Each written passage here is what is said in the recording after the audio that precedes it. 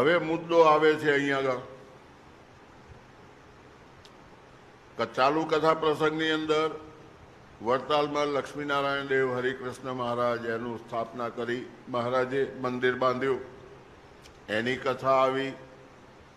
મદન મોહનજી મહારાજની કથા આવી, ગોપીનાથજી મહારાજની કથા આવી, રાધારમણ દેવની કથા આવી, નરનારાયણ દેવની કથા પણ તમે સાંભળી. આ બધા સ્વરૂપો જે છે, આ બધાય જો ભગવાન હોય તો ભગવાન કેટલા? પ્રશ્ન અહીંયા છે. ભગવાન એક જ છે.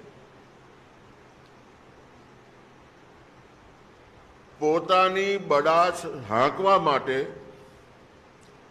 પોતે વધારે જ્ઞાની છે, તમે બધા મૂર્ખ છો એમ સમજીને પોતાનું વર્ચસ્વ ને અહંકારને પોષવા માટે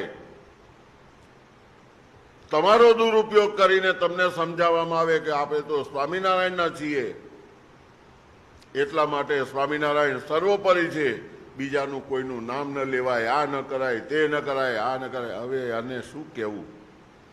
અને મૂર્ખના બારદાન કહેવાય. મારી ભાષા જરા કડક હોય છે હંમેશા. જો એ વસ્તુ હોય તો આ ગ્રંથના સમાપનની અંદર નારાયણાયેતિ સમર્પયામિ, નારાયણ શબ્દ ક્યાંથી આવ્યો? અને નારાયણ એટલે કોણ?